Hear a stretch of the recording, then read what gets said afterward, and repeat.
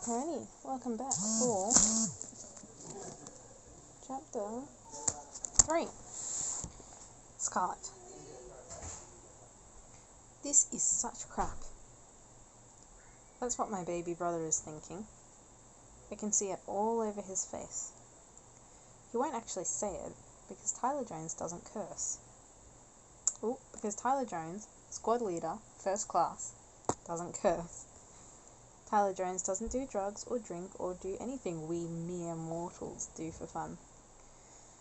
But if my 18 years in this strange little galaxy have taught me anything, it's this.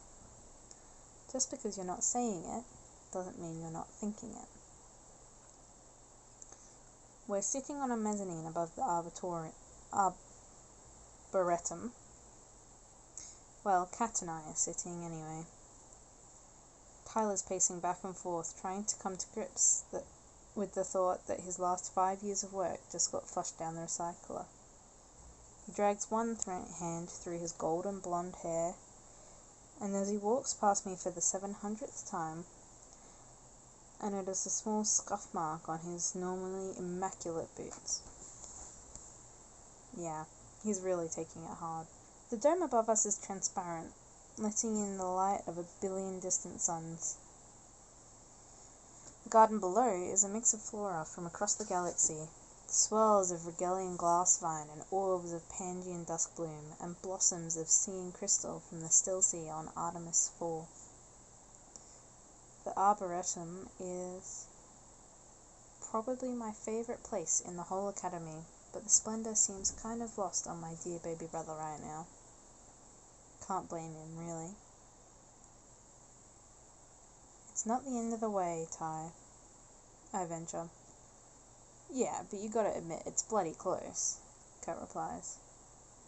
I look at Kat sidelong and give her my best "shut up" smile, speaking through gritted teeth.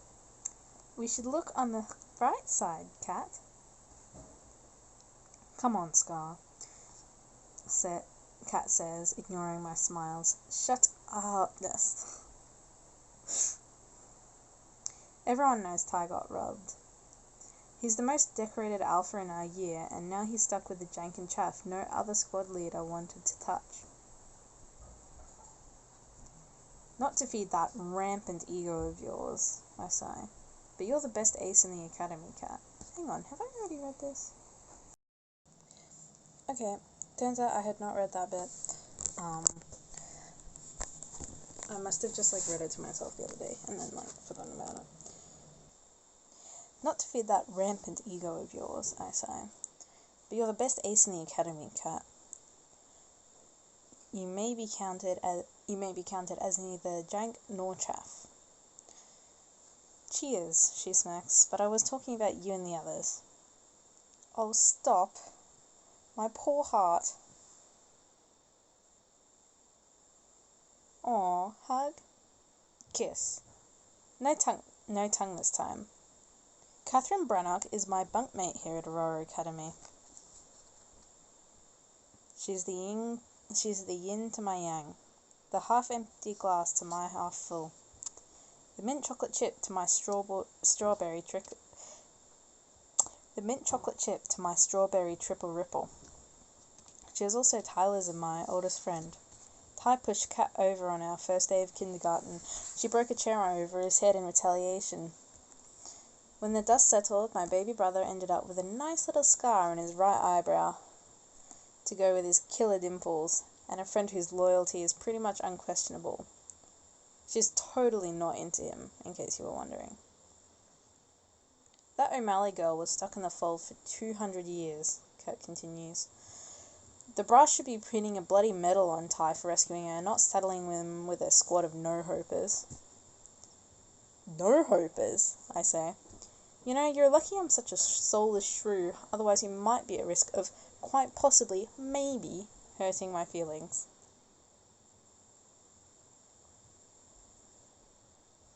Kat scowls. The Aurora Legion is the best chance we have of bringing stability to the Milky Way. How are we going to be of any help out there with a squad of psychos? How are we going How are we going to be of any help out there with a squad of psychos, discipline cases, and gremp fondlers? People fondle gremps now? I mean, I've heard rumours. Who does that? She's right, Tyler says. Kat and I look up to our brother. At our brother. He's stopped for the pacing and is staring down at the garden. He reminds me of our dad for a minute. And though I'm doing my best to keep up my Queen of Bitch routine, my shriveled black heart does sort of hurt for him. She's absolutely right, Tyler sighs again. Damn right I am, Kat growls. We should go talk to Destoy, lodge an official complaint. You earned those points, Ty. It isn't fair. I mean, Scarlett's right, Tyler says. She is? I am? Tyler turns to us, leans against the railing, and folds his arms.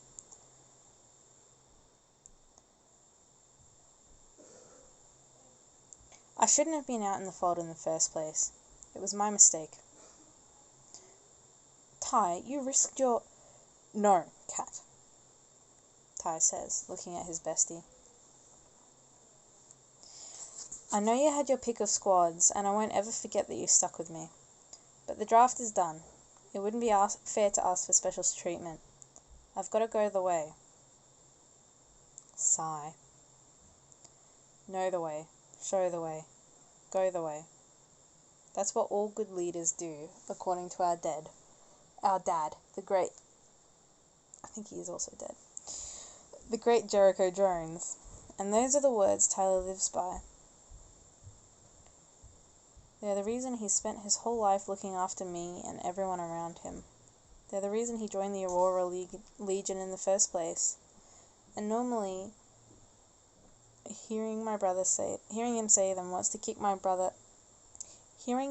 them makes me want to kick my dear baby brother right in his sanctimonious junk. But every now and again, they remind me how much I love the little jerk. Tyler takes a deep breath, nods for himself. The Legion stands for something real. There's people out there who need our help, and we're not helping any of them by sitting here feeling sorry for ourselves.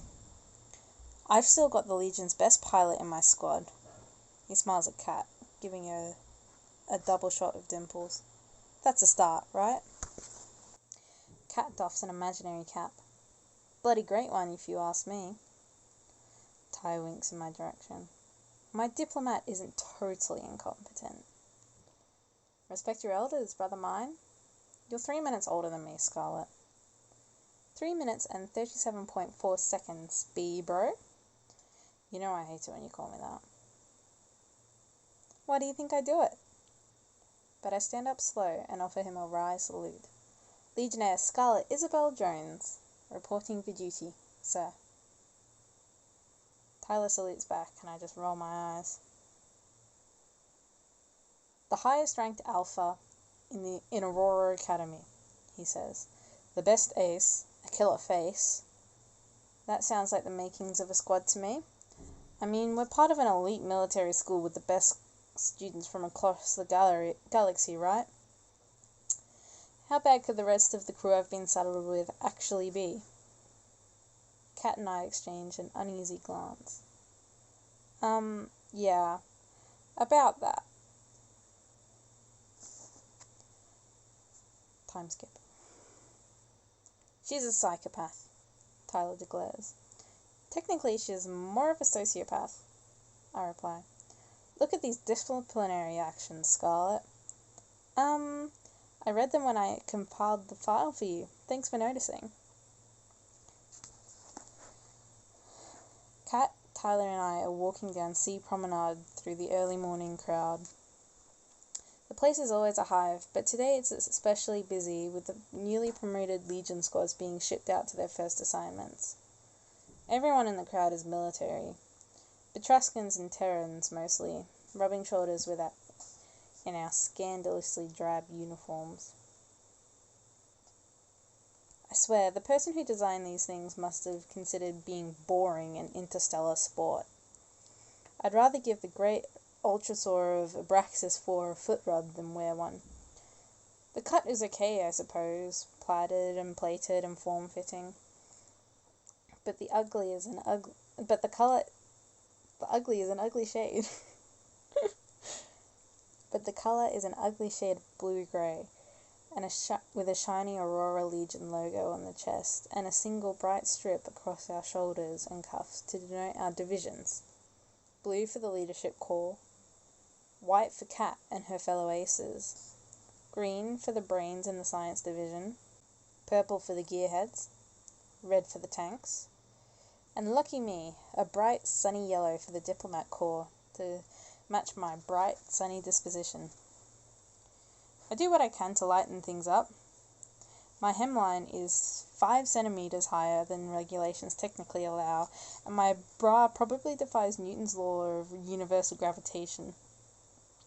But pushing the envelope any further is a good way to get a disciplinary citation from one of our instructors. And who needs another one of those, honestly? I've already collected the set. It's 24 hours since Tyler pulled his white knight routine out in the fold. Battle Lead at Destroy and Admiral Adams have debriefed him, so inside of the novelty of him pulling a 200-year-old orphan from the most famous derelict in Terran history, we're back to business as usual. First missions are being assigned by the hour, and the sooner we meet the rest of our squad, the sooner we hit the black. We've worked 5 years for this, and I'm so sick of this place I can actually taste the vomit. School is most definitely out. Tyler is still looking over the digital dossier on his uniglass. Zela Madron, Terran, age 18. Science Division. She's clever, I say. Her academic record is flawless. She's had 32 official reprimands in the last 2 years. Well, we aren't all perfect little snowflakes, brother mine. Speak for yourself, Kat grins, smacking her butt. I'm bloody brilliant. Tyler looks over the uniglass in his hand, shaking his head. Says here Cadet Madron locked 2 fellow cadets in a hab room and exposed them to the Itriovirus so she could test the serum she'd concocted. Well, it worked, I point out. They didn't go blind. She shot her roommate with a disruptor pistol. Set to stun, repeatedly. Maybe she didn't stun so easily? Et tu, Brannock? Tyler asks. We salute a passing instructor, dodge a gaggle of younger cadets, who whisper in appropriate awe at the sight of the famous Tyler Jones, and step into the elevator leading down to the squad briefing rooms. As the station spins past the transparent plasteel, along with all the hustle and bustle 20,000 people can provide, Tyler flips to the dossier on our next squaddie. Finian de Karen de Seal. Petraskin, age 19. Tech Division. He's smart, I say. Top 10th percentile, if you're into that sort of thing. Says here he failed fold dynamics. Otherwise he'd be top 2 percentile, I say. See? Super smart. Also says here he wears an exosuit. Yeah, I nod. He has nerve damage, muscle weakness, and impaired mobility. He caught the Lysergia plague as a kid. The suit compensates.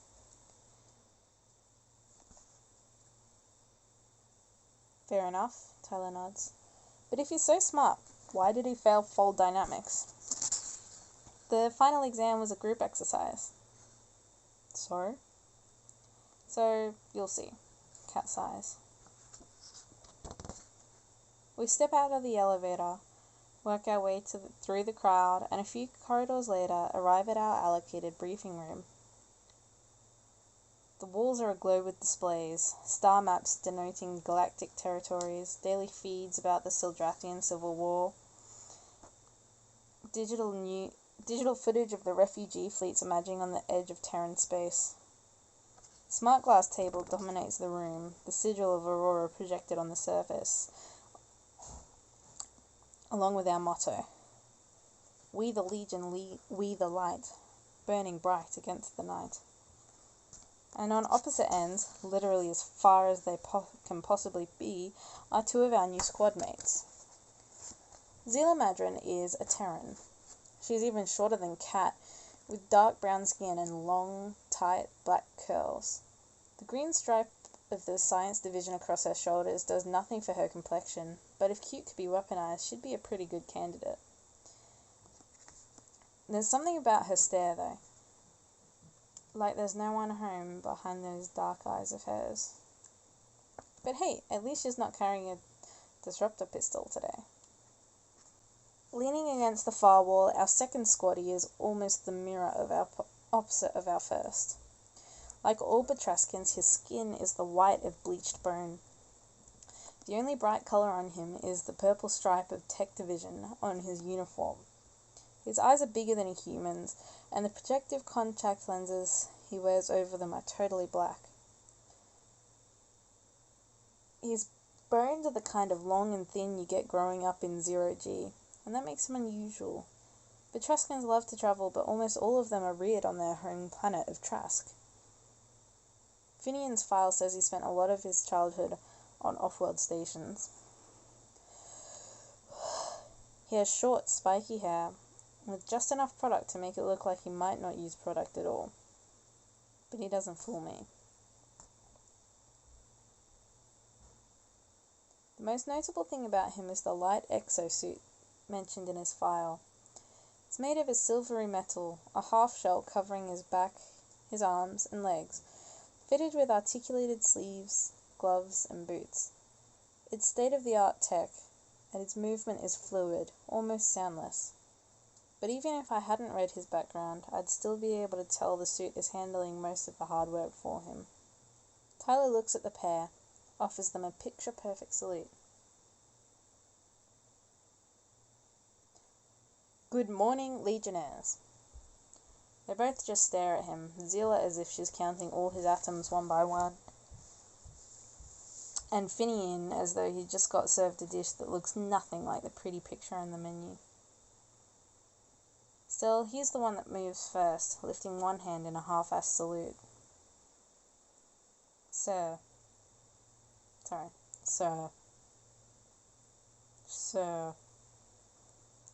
The honorific doesn't sound like a compliment. Zila keeps staring. When she finally speaks, she sounds quiet. Polite, even. "Good morning."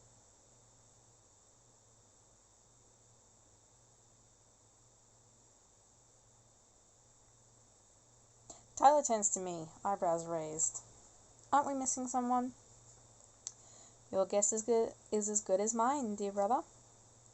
"He's going to miss the briefing." I make a show of patting down my uniform, peering down my tunic. I seem to have left the part of me that cares in my other pants. Please note, I love my brother very much and I know he's having a tough day, but I was up really late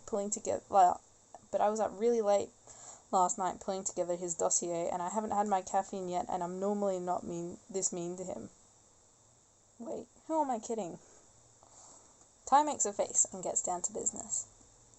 Alright, first off, apologies for the unusual circumstances. I'm not sure what you've heard about how the draft plays out, but it looks like we're going to be working together for the foreseeable future. Our official designation from Aurora Legion Command is Squad 312. My name is Tyler Jones. I'll be the squad's alpha. This is our face, Scarlett Jones, and our ace, Kat Brannick. Kat sits and leans back in her chair.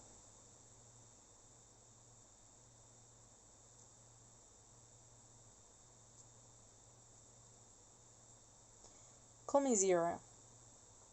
As in, zero chance of success? Finian asks, all innocence. As in, most cadets miss 12 to 15% of targets on their pilot stream exam. Tyler says, Guess how many I missed, skinny boy? Cat smiles. Said skinny boy stretches, his suit making a hum and a series of soft clicks. Finian de Karen de Seal. Just Finn if you want to be lazy about it. Gearhead. You break it, I'll put it back together. Can't promise 100% success on anything but my dashing wit, though. I nod hello, turning to our second squatty. She's hunched in her chair, knees drawn up to her chin. She's got this puzzled look, as if the idea of introductions doesn't quite compute. And I get it, meeting new people can be tough, especially since she knows she wasn't Tyler's first, fifth, or even last choice. Zila Madran, she finally says. Science officer. I love your earrings, I say, trying to put her at ease. Well, that gets a reaction. Zila's gaze snaps back to me, and she lifts one hand to the band of beaded gold, as if she wants to hide it. They're the sort of thing you wear so they can be admired, but she doesn't like it when you do. Interesting. So, Finian says, turning his black gaze on Tyler. Gotta say, I'm impressed, golden boy.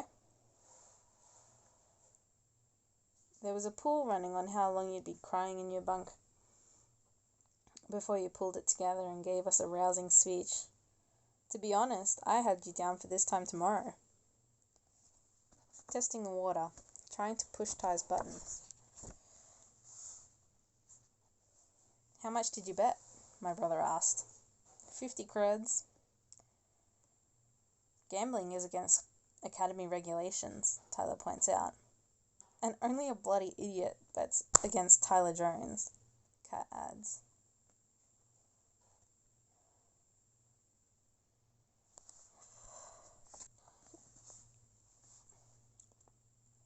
Finian blinks at Kat, glances back and forth between her and Ty. What is he, your boyfriend or something? Uh-oh. Bad move. Kat's eyes grow a little wider. Standing, slowly, she starts to pick up her chair. At ease, Legionnaire Brannock, warns Tyler. Finian looks unimpressed. I'm not sure he quite understands the damage Kat can do to a guy's important bits with a piece of furniture. But Tyler is her commanding officer now, and with Kat, at least, that carries weight. So with one last scowl, she sits, giving our new gearhead a glare that could melt plasteel.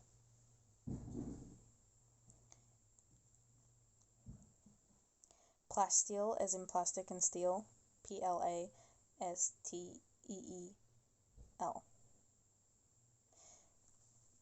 It'll come up a few times. Finn grins at Tyler.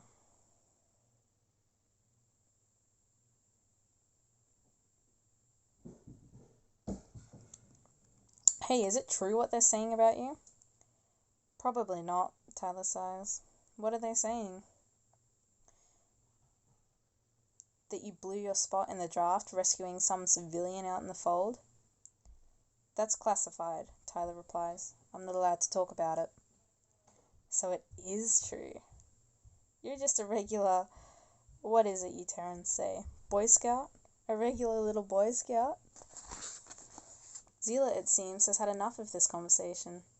She picks up her uniglass, swipes the surface, and taps out a quick rhythm with her fingers. Checked out. Despite my lack of sleep and caffeine, I feel sorry for Ty. As far as dream picks go, these two sure aren't it. But my brother isn't fazed. I remember you now, Tyler says to Finn. You're the cadet who irradiated the propulsion lab so he could get out of his spatial dynamics exam.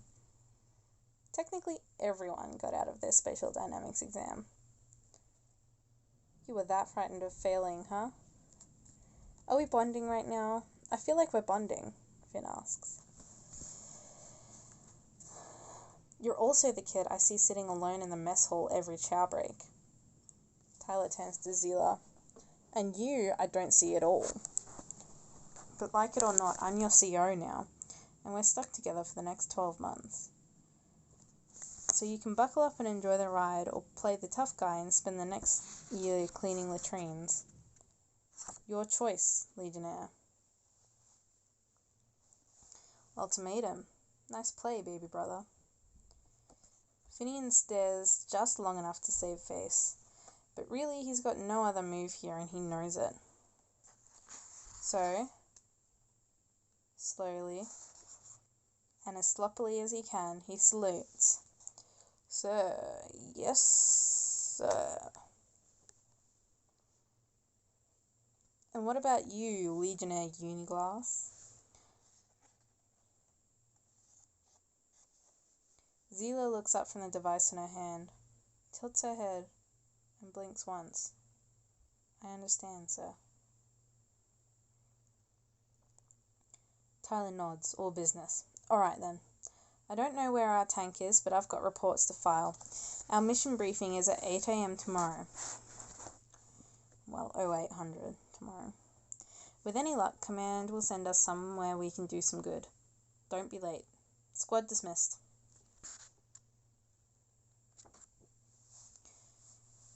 Tyler stands, and I shoot him a wink to show my approval. He's not as good at reading people as I am, but then again, not many people are. I'm not sure what to make of Zila Madron yet, but I've met guys like Finny and Desil 1,000 times. Chip on his shoulder and an open invitation for the whole Milky Way to take a big old bite. He's going to be trouble. We file out into the corridor. Kat is chatting to Tyler about tomorrow's briefing, wondering which sector it might be assigned to. Zila and Finian follow quietly. I'm walking in front, uniglass in hand, shooting a query to our missing squad mate. So I'm kind of surprised when 100 kilos of bleeding boy flesh crashes into my boobs. Scar! Tyler shouts. We hit the floor. Boy flesh is sprawled on top of me in a decidedly unflattering pose, and I'm starting to regret the 5 centimeters missing off my hemline. Ow? Tyre moves to haul the lump off me, but the guy's already up and charging down the corridor, back towards the knock 'em down, punch 'em out brawl that he came from. You're gonna pay for that, Pixie, Boy Fresh growls. You're gonna pay for that, Pixie. I'll figure out the voices in the end. There's 5 of them slugging it out at the end of the hall, all young. The red stripes on their uniforms mark them all as tanks. 4 are Terran, the kind of burly lumps you'd expect to find in that academy's combat division. The 5th tank is taller, agile, and lithe. Lithe means like thin, but kind of in like a dignified way. Trying to think of examples, like maybe Legolas. He's not super thin, but he would have been thinner in the books.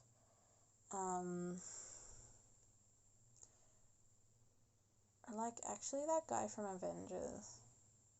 Anyway, the guy kind of looks like Squidward. He has olive skin and his long ears taper to gentle points.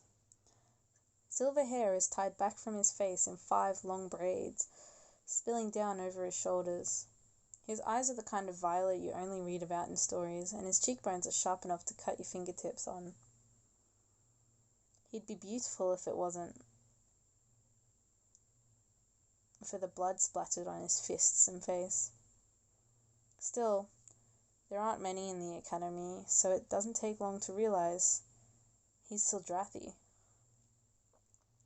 which is the place that they just talked about as having a civil war.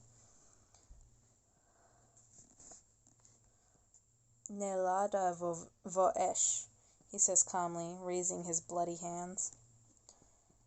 Speak Terran, Pixie boy. One of the Terrans aims a punch at the Sildrathi's head, and I realize the fight is 4-on-1. The Sildrathi easily blocks the strike, locks up his attacker's arm with the sort of crunch you never want to make your own elbow make.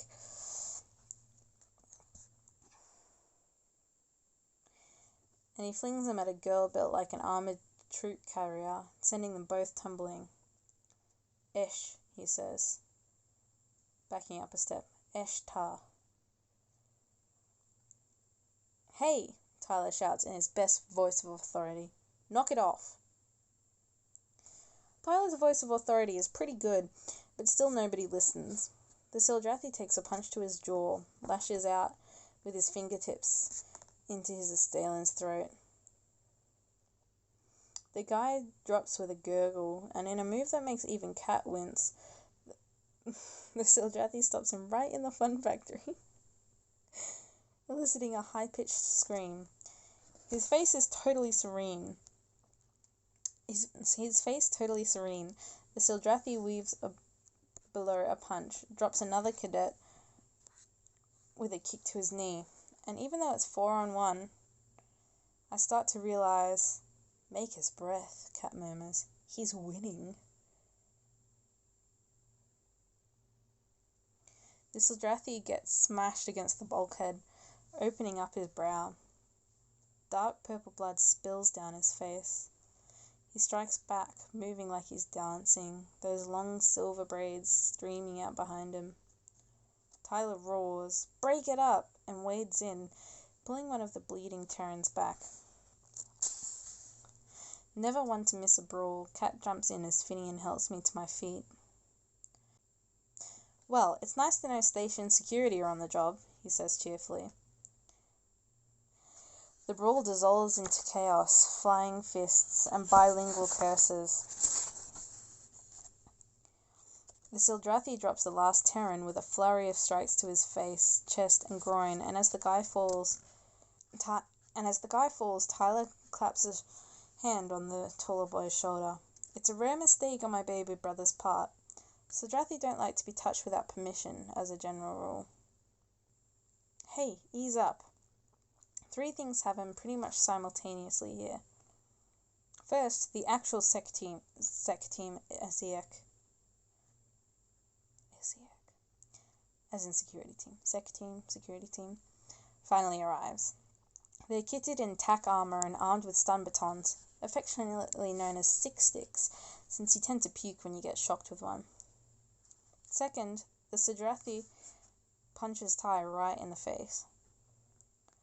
Ty's eyes widen in surprise, and he tackles the taller boy to the ground in retaliation. The pair go at it, the Sildrathi trying to knock Tyler out of his not-so-shiny boots, and my brother trying to lock him up while shouting, at ease, maker's sake. And third, beneath the blood, I finally recognize the Sildrathi's face.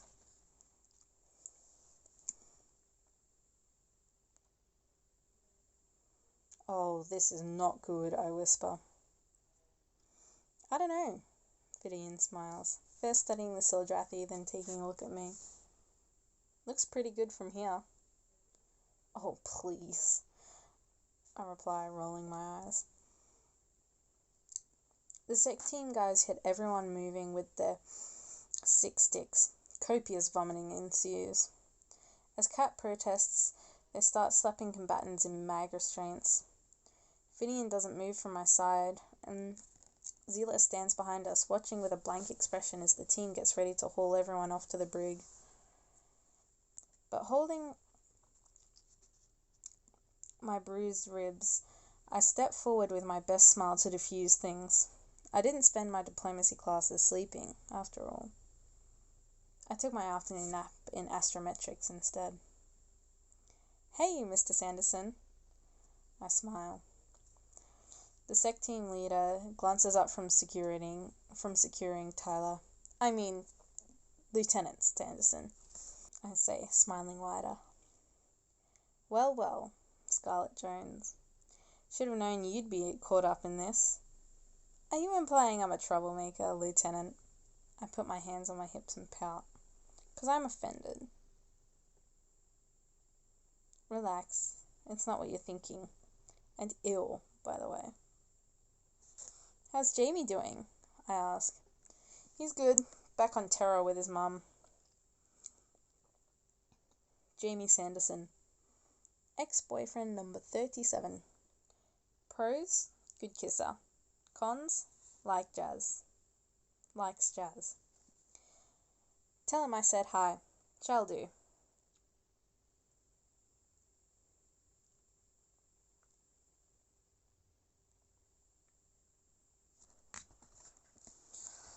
So, listen, I say, glancing at my brother, the carnage around us. None of this was Tyler's fault. He was just trying to break it up. Do you need to lock him down? Standard procedure. The lieutenant shrugs. Back to business. Security footage of the incident will be reviewed, and if what you say is true, squad leader Jones here will be out in time for dinner. I give Lieutenant Sanderson my best pout. But, Lieutenant...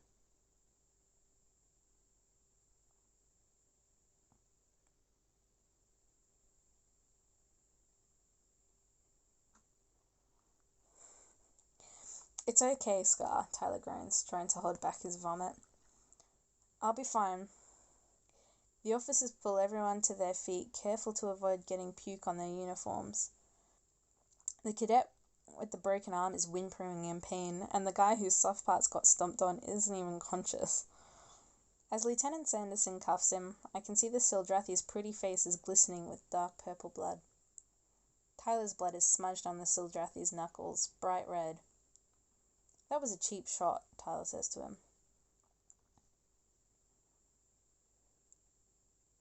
The Sildrathi says nothing. His expression is ice cold, and there's not a hair out of place on his head. I glance between the pair, wondering if my smile looks as forced as it feels. So this is awkward. Meaning what? Tyler blinks. I look pointedly at the Sildrathi. Well... No, Tyler says. Afraid so be, bro. No. Squad leader Tyler Jones, I say, glancing at my uni glass. May I present your combat specialist, Legionnaire Callus Idraban Gilwraith, first son of Lalith Iriltari Idraban Gilwraith, adept of the Ward Breed Cabal. I'll text that to you when I send you this. The Sildrathi glares at my brother with those amazing violet eyes. Spits a mouthful of purple blood onto the floor. Speaks with a voice like melting chocolate. I'm really done. It is Cal for short. Okay, end of chapter 3. And that's in it. I'll see you soon.